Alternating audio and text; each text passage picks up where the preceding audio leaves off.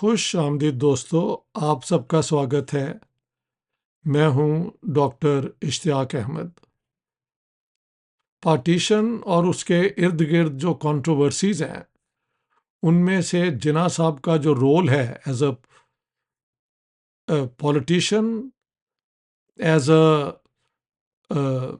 Legislator, parliamentarian, और जो मैंने कहा है as one who is responsible for the massive introduction of communal violence, Jinnah and Jinnah exclusively I would say, मैं इन सब पे बात करूंगा। लेकिन आज जिस कंट्रोवर्सी पे हम बात करेंगे वो ये है कि क्या जिना साहब एक डेमोक्रेट थे पाकिस्तान बनने के बाद? क्या उनका जो रोल है वो एक डेमोक्रेटिक इंडिविजुअल का है कि उनकी वजह से पाकिस्तान का सत्यानाश हो गया एज अ डेमोक्रेसी?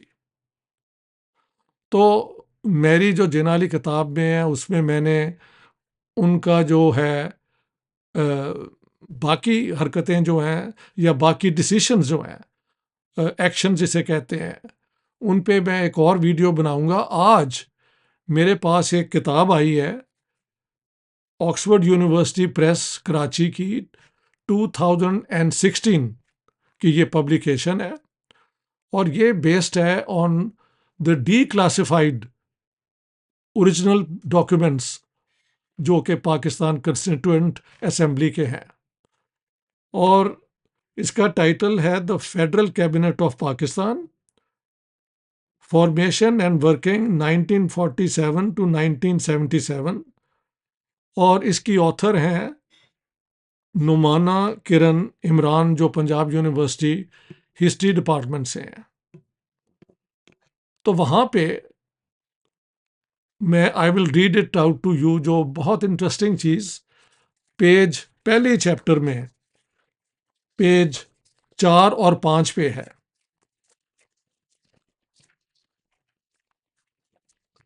लिखा गया है,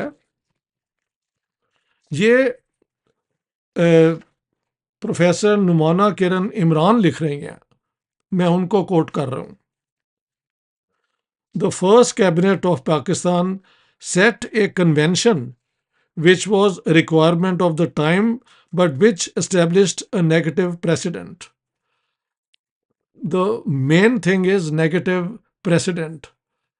पाकिस्तान में अगर वो ये लिख देते हैं which established a negative precedent without saying which was a requirement of the time, तो ना ये उनकी किताब जो है उनके डिपार्टमेंट वाले ही उनको डिपार्टमेंट में न रहने देते, क्योंकि जिना के मुतलिक not even remotely can you write something where he can be shown to have been responsible for anything which went wrong. Jinnah is impeccable. Jinnah is free from all error. यानी error, human error जो होता है वो जिन्ना साहब के साथ पाकिस्तान के narrative में तो एसोसिएट ही नहीं हो सकता। लिहाजा अब इस सेंटेंस को दोबारा मैं पढ़ता हूँ। The first cabinet of Pakistan set A convention which was a requirement of the time but which established a negative precedent. Whether it was a requirement of the time or not, you and I know कि इस पे कोई भी requirement नहीं थी। What was the requirement? कुछ भी नहीं था। But what she admits and what she writes is it established a negative precedent. मसलन ये वो अब लिखती हैं, under the working constitution the governor general was only a constitutional figurehead. यानी कि जो कॉन्स्टिट्यूशन उस जमाने में थी 1935 एक्ट, जिसको जिन्ना साहब ने अमेंड करवाया था by viceroy Mountbatten to acquire powers जो वाइस रॉय के पास भी नहीं थी। जो वाइस रॉय थे और गवर्नर थे 1935 एक्ट के बाद, they were bound by certain constitutional limitations. Jinnah sahab ने वो लिमिटेशंस भी अपने लिए वो जो हदूद थी वो भी तोड़ दी एंड एक्वायर्ड स्पेशल पावर्स, जिसका उन्होंने मिस यूज़ किया। उस पर मेरा नया वीडियो आएगा, लेकिन ये ज़रा आप सुन लें जो प्रोफेसर क्या नाम है उनका, नुमाना किरण इमरान लिखती हैं। तो वो लिखती हैं PM Liaquat and the cabinet decided that none of them wanted the father of the nation, Quaid-e-Azam, to be only a constitutional head because they needed his guidance in the true sense of the word. Well, that's very funny. The father of the nation can give advice uh, at any point. Why must he be given special powers which actually are against the parliamentary system, against democracy? लेकिन पाकिस्तान में ये तो लिखना ही पड़ेगा। अच्छा, any how, PM Liaquat and the cabinet decided that none of them wanted the father of the nation, Quaid-e-Azam, to be only a constitutional head because they needed his guidance in the true sense of the word. Once again, I don't understand how the father of the nation cannot advise without acquiring constitutional extraordinary powers. He can advise the prime minister, who is the actual head under the parliamentary system, and give advice. Why give him these powers? Makes no sense. But in Pakistan, you have to say all that. To this end, Cabinet signed a convention on 30th December 1947. ये जरा सुन ले, 1947 30th December को, under which the Quaid-e-Azam's authority and superiority was accepted over the cabinet. मैंने दुनिया में कहीं नहीं सुना कि जब एक इंडिपेंडेंट सॉवरन या इवन ए डोमिनियन स्टेटस बन जाती है, जैसे ऑस्ट्रेलिया है या न्यूजीलैंड है या कैबिनेट है, तो जो गवर्नर जनरल है उसके पास वो पावर्स होती हैं जो प्राइम मिनिस्टर के पास नहीं होती। Very strange. Any how, the cabinet agreed that Quaid-e-Azam's presence was the greatest factor making for the stability and progress of the state. Of course, one can agree to that. As Governor General, as the head of the state, he could be that symbol and he could privately give advice to the Prime Minister and Cabinet. That makes sense. But what is all this about? The cabinet agreed that the Quaid-e-Azam's presence was the greatest factor making for the stability and progress of the state.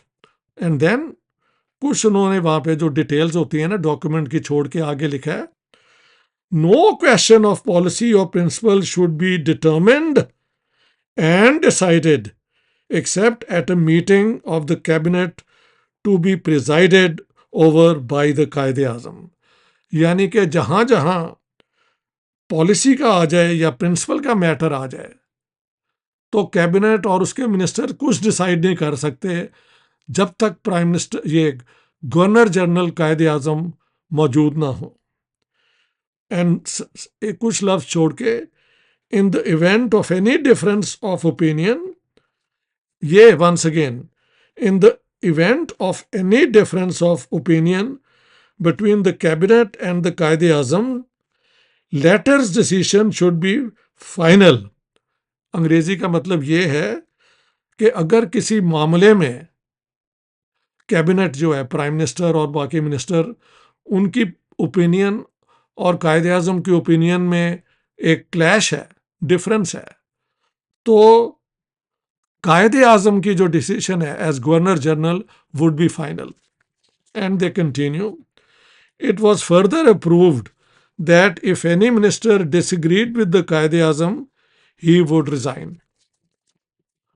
अब देखो यारो दोस्तों, हम जो कोशिश कर रहे हैं कि सच सामने आए, सच अपना रास्ता खुद ही ढूंढ लेता है।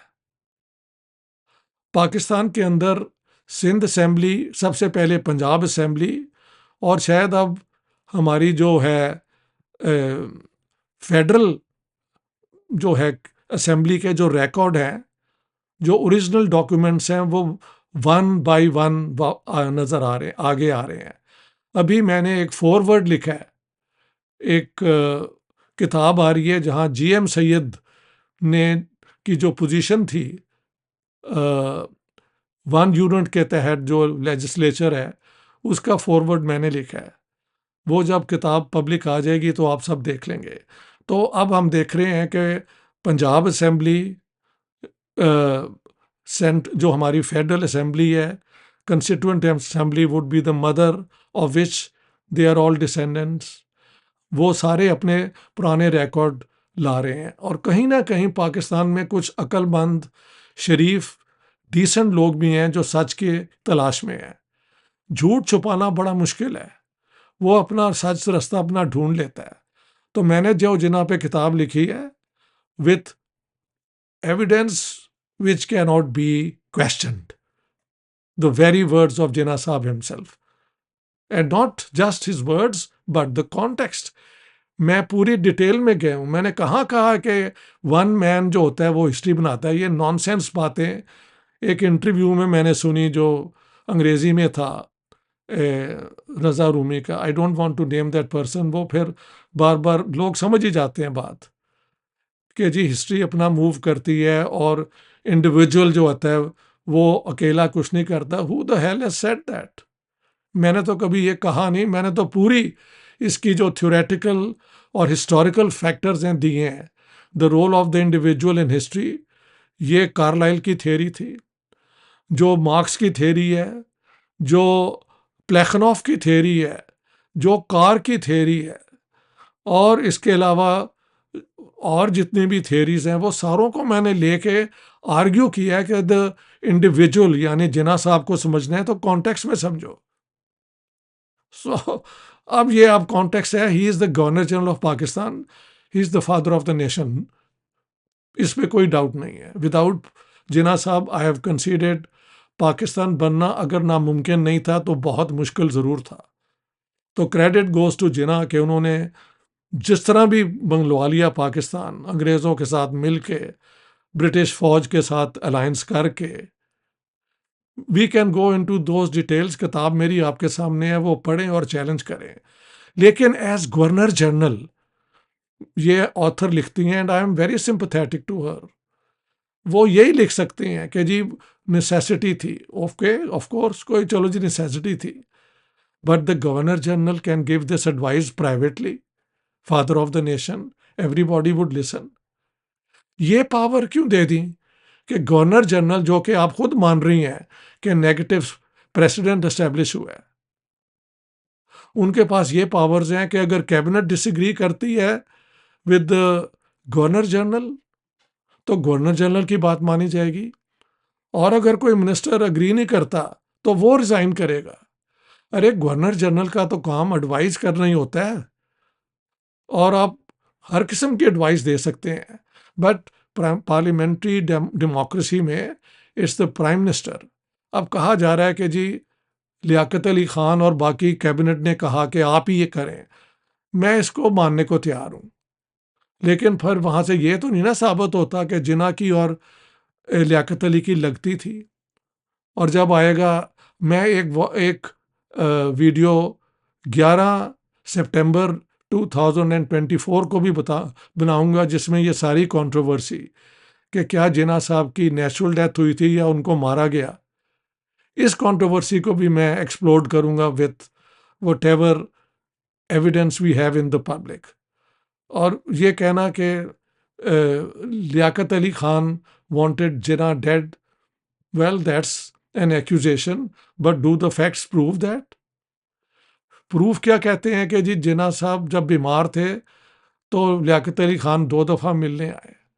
अब सोचो, father of the nation is dying, prime minister नहीं आता तो फिर कहेंगे देखा ही वांटेड जिन्ना डेड। अगर वो आ गया तो फिर कहा जाएगा कि ही केम टू सी के जिन्ना इज डाइंग और नॉट। वो क्या कहते हैं, चित्त भी आपका पट भी आपका, ऐसी कोई से कि you are right every time. What nonsense. What utter rubbish, I would say.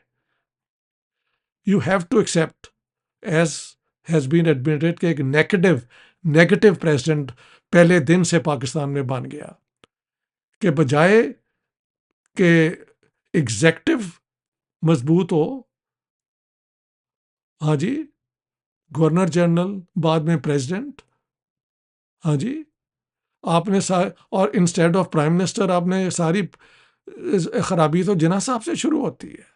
सो आज मैं सिर्फ इतना आपके सामने पेश करना चाहता हूँ. कोशिश करता हूँ कि उस किताब का टाइटल भी किसी तरह मैं अपने वीडियो में या जो है ना डिस्क्रिप्शन वहाँ पे उस टाइटल की फ़ोटो हम दे देते हैं, ठीक है. आप ये किताब हासिल करके पढ़ें भी. And I would like to congratulate the Pakistan, जो भी डिसीजन ये ले रहा है कि ऑफिशियल डॉक्यूमेंट्स को पब्लिक किया जाए, डी क्लासीफाई किया जाए. Let the truth come forward. Pakistan is there. Pakistan will not go away if we know the truth. It will only go away if we don't face the truth. Because unless you know the truth, you can't correct yourself. This is how things, वो क्या कहते हैं, course correction यूं होती है. झूठ बोलने से और झूठ को बार बार बोलने से नहीं होती. So my friends, thank you very much. This is what I wanted to present today. That it's with Jinnah that negative एक ट्रेडिशन बन गई और वो उसकी वजह से पार्लियामेंट्री सिस्टम कमज़ोर हुआ, प्राइम मिनिस्टर का ऑफिस कभी बन ना सका और बाद में कभी इंस्टीट्यूशंस ना बन सकी democratic. We'll come to that letter as well. Thank you very much.